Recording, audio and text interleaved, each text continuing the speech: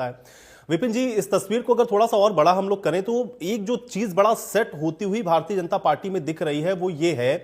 कि जो नए चेहरे हैं या जिसको हम लोग सेकंड लाइन की लीडरशिप कहते हैं, आप देखिए पुष्कर सिंह धामी से लेकर के फिर आप विष्णुदेव साय पर आ जाइए, मोहन यादव पर आ जाइए या भजनलाल शर्मा पर आ जाइए, बहुत सारे इसमें ऐसे चेहरे हैं जिनके तो राजनीतिक तौर पर लोगों ने उस तरह से नाम भी नहीं सुने थे। ये जो Bharatiya Janata party second line की लीडरशिप या इस तरह से कार्यकर्ता को, या अब जैसे रेखा गुप्ता जी को भी अगर हम लोग देखें, विधायक के तौर पर वो पहली बार चुनी गई लेकिन मुख्यमंत्री की जिम्मेदारी उनको दी जा रही है, इसके क्या मायने हैं? क्या सिर्फ इतना कि एक सेकंड लाइन की लीडरशिप डेवलप कर रही है या संदेश कुछ और भी है इसके पीछे? देखिए, बहुत अहमियत रखता है ये सवाल भी आपका, और इसमें भी कोई दो राय नहीं है कि यहाँ पर एक ट्रेंड सा बन गया है। हाल के कुछ सालों में अगर हम इस बात का आंकलन करें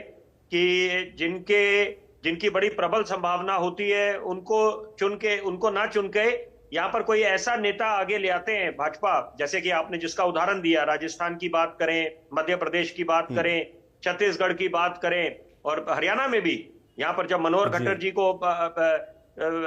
हटाकर वहां पर नायब सिंह सैनी को चुना गया तो वहां पर भी ये बात उभर के आई। उसके पहले उत्तर प्रदेश में कि यहाँ पर कभी सोचा था नहीं कि योगी आदित्यनाथ को मौका मिलेगा, तो वहां पर अंग्रेजी में जैसे कहते हैं डार्क हॉर्स, तो यहाँ पर रेखा गुप्ता जी ने भी पहले 2 चुनाव हारी थी और उसके बाद जब ये बाजी मारी है तो इसके पीछे कई जो है, जैसे मैंने बोला, बैठकों का दौर चला होगा, विचार विमर्श चला होगा, क्योंकि जरूरी बात है समझने के लिए। मैं चाहता हूं आपके चैनल के माध्यम से दर्शकों तक ये बात पहुंचे कि एक बात तो, क्योंकि पहले आतिशी मुख्यमंत्री थी और वो वाली बात हो गई। दूसरी बात है कि शीला दीक्षित जी वाली उस दौर को अक्सर उस बात का हवाला दिया जाता है 1998 से लेकर 2013, और बड़े विश्वास जिम्मेदारी से मैं बोलूंगा हर एक मंच पे इस बात की चर्चा होती है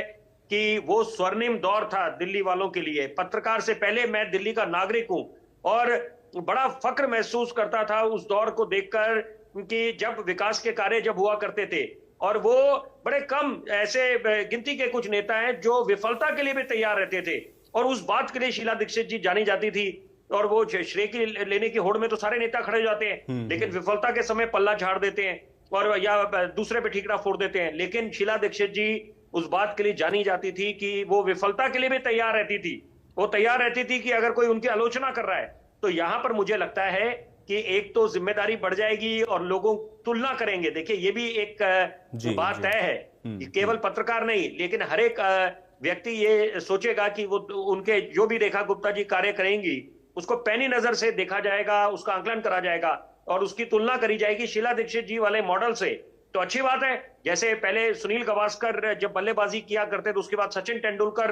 का वो आए, उसके बाद तुलना करा करते थे, ब्रायन लारा और सचिन तेंदुलकर का आपस में उनकी तुलना हुआ करती। तो अच्छी बात है, हेल्दी कंपटीशन है। देखिए, मुद्दा यह है कि जो विकास के कार्य रुके हुए हैं वो अपने अंजाम तक पहुंचने चाहिए, विकास के कार्य रुकने नहीं चाहिए। लेकिन विपिन जी, क्या आपको लगता है कि ये ताज तो कांटों भरा है? क्योंकि अभी विपक्ष भी अगर आप देखें तो उनकी संख्या ठीक ठाक है और सामने ऐसी पार्टी है जिसका इतिहास तो खैर कम से कम विरोध प्रदर्शन व आंदोलन का रहा है। जो वायदे करके आप आए हैं, क्या आपको लगता है कि अब यहां से चुनौतियां तो हैं अभी रेखा गुप्ता जी के सामने और उनको ये प्रूव करना होगा कि पार्टी ने जो भरोसा जताया है या जो लोगों की उम्मीद है उस पर वो कैसे खरा उतरती है?